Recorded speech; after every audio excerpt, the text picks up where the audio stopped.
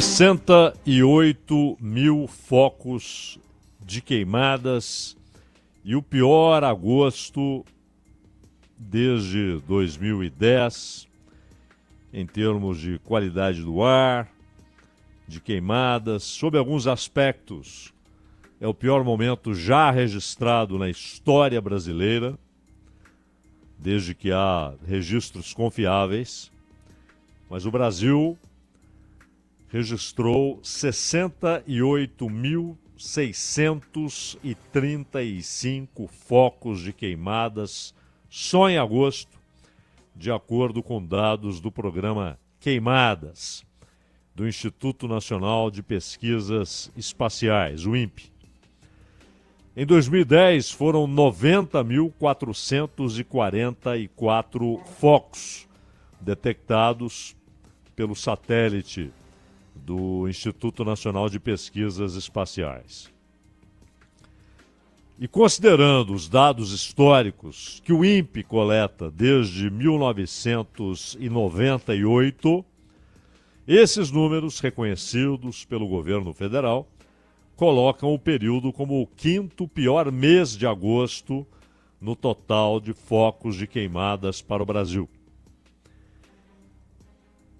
No ano passado, na mesma época, eram registrados, detectados, eram 28.056 focos. E agora, 68.635. Mas há uma situação que tem piorado as coisas, porque houve um espalhamento da fumaça, dos focos de incêndio, da seca. Os animais têm sorvido o ar buscando alguma umidade. Você vê isso com bois, cavalos, jumentos, carneiros, ovelhas, animais domésticos, né? Cachorro, gato. E já começa a haver, em muitas regiões, a dúvida sobre a capacidade de se garantir o abastecimento de água para que os animais bebam nas pastagens, nos currais. E as queimadas que têm provocado uma matança de animais domésticos e selvagens. Até porque o estado com os números mais preocupantes é o Mato Grosso. O Mato Grosso lidera com 24 mil focos este ano, segundo o INPE. Só que, quando você observa a distribuição desses focos de janeiro a agosto, isso chama a atenção, porque é o estado que teve mais queimadas desde janeiro deste ano. Só que desses 24.800 focos, mais de 13.600 focos foram registrados em agosto. Ou seja, o número em agosto é maior do que a soma dos focos registrados de janeiro a julho deste ano. Só em agosto. A situação piorou. E em agosto, em muitas regiões do Brasil, você tem sempre, faça chuva ou sol, você tem ventos intensos. E isso, claro, facilita enormemente o espalhamento do fogo e a dificuldade de controlá-lo. E é bom lembrar que em Cuiabá não chove há pelo menos 130 dias. O governo mato-grossense declarou situação de emergência. A medida tem validade de 6 meses, né? 180 dias. Estiagem prolongada, altas temperaturas, rios secando, ondas de calor, baixa umidade relativa do ar e ventos intensos. Quando você soma tudo isso, compreende imediatamente a facilidade com que os incêndios têm ocorrido. E um levantamento do BD Queimadas mostra que agosto foi o 5º mês neste ano que Mato Grosso liderou a lista de estados com mais focos de incêndio. Então, claramente, o problema lá é mais grave. E houve, inclusive, morte de brigadistas, né? Tal a força do incêndio. Gente preparada para tentar enfrentar e conter o fogo. Mais de 1.600.000 hectares foram atingidos e devastados pelo fogo, segundo uma análise feita pelo Instituto Centro de Vida, com base em pesquisas da NASA. Informações que a NASA repassou, imagens que ela obteve por satélite, obviamente. E o acumulado do ano foi de aproximadamente 3 milhões de hectares de área atingida só no Mato Grosso. Considerando todos os estados e o Distrito Federal, são mais de 123 mil focos de queimadas. E a Amazônia é a área mais atingida. É bom lembrar que parte do Mato Grosso está na Amazônia. E o Cerrado, com 38.676 focos. A parte de floresta e um trecho de cerrado amazônico, 61.011 focos. A Mata Atlântica, 11.552 focos. E, no entanto, os especialistas mostram que o bioma mais crítico é o Pantanal. Porque no Pantanal, as queimadas são difíceis de serem combatidas, se espalham muito rapidamente. A área queimada em pouco tempo é muito grande.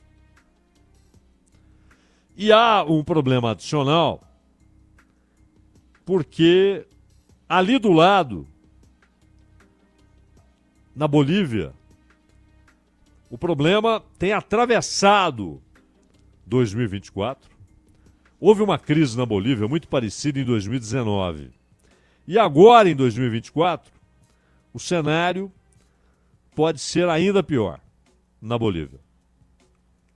Começou no mês de junho, essa série de queimadas lá na Bolívia. Geralmente começa em julho. Este ano começou mais cedo.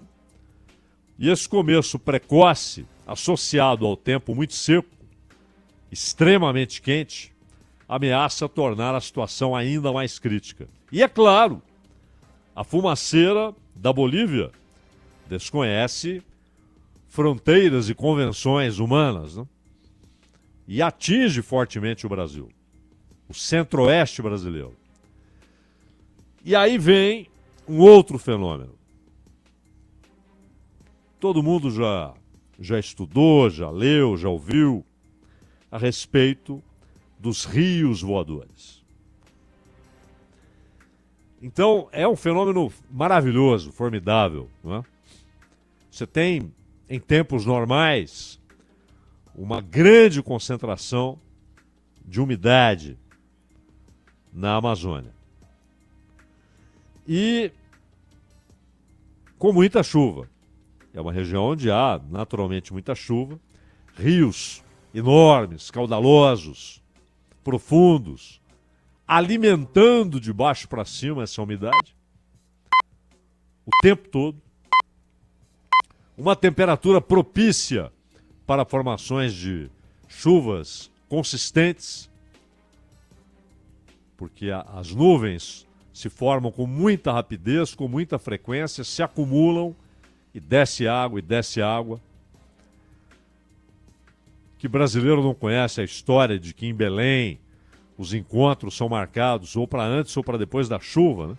Tal a regularidade, a frequência, a quase infalibilidade. E o que ocorre ali é muito interessante porque essa gigantesca massa de chuva, de água no ar, essa umidade concentrada, ela é empurrada pelos ventos que vêm do norte e do leste, vem do oceano. Quando ela vai no vento leste, ela vai de encontro às cordilheiras. O que ocorre? Ela não atravessa os Andes. E aí ela vai descendo.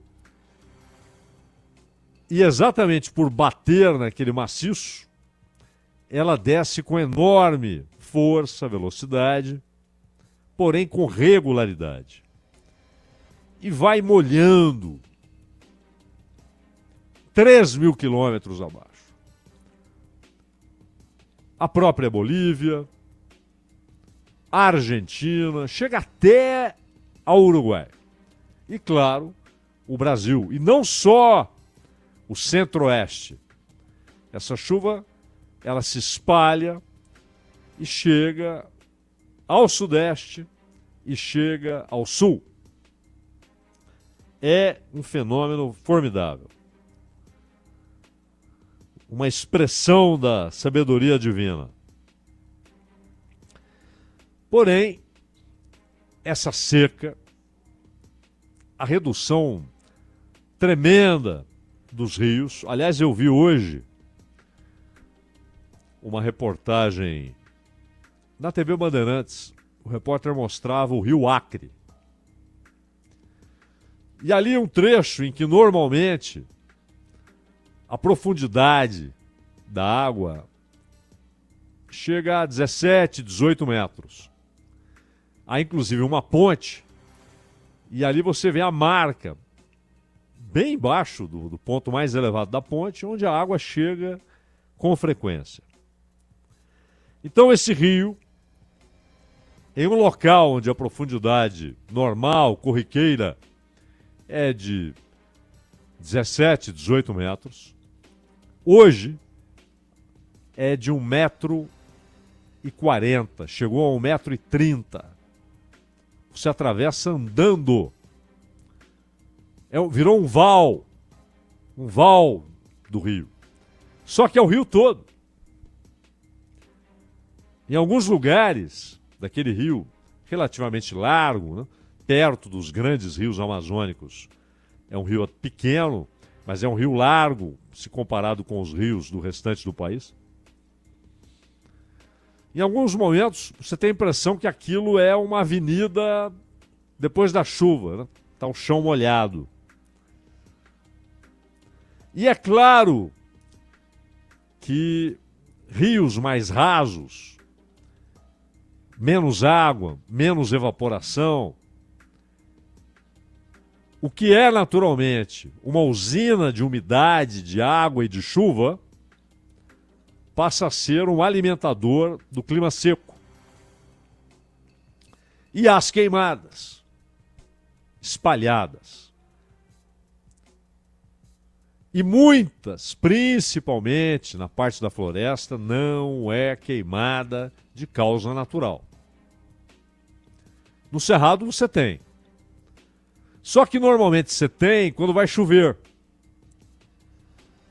A primeira chuva, que encontra a vegetação muito seca ainda. E às vezes um raio provoca o início de um incêndio. Só que logo depois vem a chuva. O fenômeno é natural e a solução é natural, sem intervenção humana. Mas na floresta não. Na floresta a umidade é tal que é preciso provocar o incêndio, provocar o fogo, que pode se tornar um incêndio. E é o que tem acontecido. Principalmente em áreas de manejo ilegal. Seja manejo animal, manejo vegetal, extração ilegal de madeira. Além, claro, dos efeitos acumulados por áreas devastadas para mineração ilegal, áreas devastadas para substituição de floresta por pasto, áreas devastadas para o contrabando de madeira. E o Estado, sem dinheiro, sem capacidade de controle, muitas vezes, em muitos momentos da história, sem nenhuma vontade de controlar. E o resultado, nós tivemos, aliás, no governo Bolsonaro, por exemplo, um largo desmonte da estrutura de vigilância, que já não era grande coisa. E no governo Lula, tem havido mais discursos do que ação. Tanto que o Flávio Dino deu um prazo para que o Estado se mexa. Ora, ele não deu esse prazo porque falou, não, é minha obrigação dar um prazo. Porque ele recebeu as informações oficiais, ações, e percebeu ações efetivas, eficientes, eficazes. E deu um prazo. Mas as queimadas provocam aquela fumaceira toda. E naquele corredor onde descem as águas, descem os rios voadores, regando, molhando, produzindo e permitindo vida numa extensão de 3.000 quilômetros. Mas com efeitos que vão muito além disso, porque as nuvens se espalham, chegam ao sudeste, ao sul. Onde havia os rios voadores, há agora um corredor de fumaça. O fogo está matando onças, capivaras, até capivara, porque a capivara normalmente fica dentro d'água, né? Mas ela tem encontrado terrenos normalmente úmidos, molhados, aguados, que estão secos. Porcos do mato, porcos selvagens, javaporcos, gado no pasto, cavalos, tropa de jumento, rebanho de carneiro.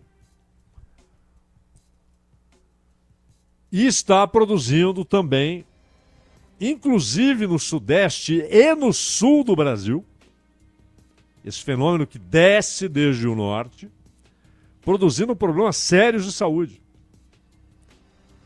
Os médicos relatam que mesmo para essa época do ano, a procura não é usual, é muito acima, com problemas respiratórios de crianças, de pessoas de idade, rouquidão, garganta, parecendo que tem uma fogueira dentro da garganta, aquilo queimando. E o mais grave, aquilo que os médicos chamam de pulmões tatuados, a fuligem e N outros elementos poluentes no ar. Vão se incrustando nos pulmões. Se incrustando, vão fazendo uma espécie de tatuagem de fuligem, de poluição nos pulmões. E há os efeitos econômicos. Nós já havíamos dito aqui no começo do ano que provavelmente haveria um problema na safra de soja no Centro-Oeste. Independentemente de como seria, do ponto de vista climático, o primeiro semestre. Passou o primeiro semestre. Em muitos lugares não chove desde abril, em outros desde o final de março. Estamos já em setembro. E é uma seca devastadora. e os efeitos econômicos que talvez, tomara, levem muitos a reconsiderarem o modo de produção, evitando a monocultura, pelo contrário, consorciando culturas, fazendo com que haja cobertura vegetal o ano todo, mesmo depois da colheita. E essa é uma técnica já batida, longe de ser difícil, tecnicamente difícil de ser implantada. E a preservação das águas. Matas ciliares. Evitar que a mata ao lado dos rios, dos córregos, seja arrancada, porque senão, quando chove, toda aquela terra vai e aquilo vai formando uma nova laje no rio. A profundidade do rio vai diminuindo, o que em tempos de aguaceiro provoca enchentes, porque a água desce com muito mais velocidade e força, e em tempos de seca deixa de ser um formador de umidade, porque são águas muito rasas. E o Estado,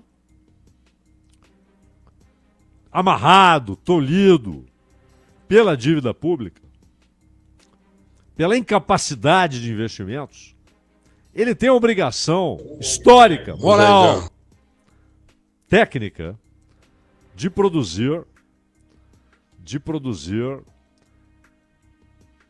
sobretudo, capacidade de investigação, capacidade de intervenção. O Estado não pode ficar ali de braços cruzados, vendo o fogo ao redor crescendo, atingindo animais, vegetação, a saúde das pessoas e a economia do país, meu caro Ronald Gimenez. Este o Bandeirantes Acontece, o tema de abertura.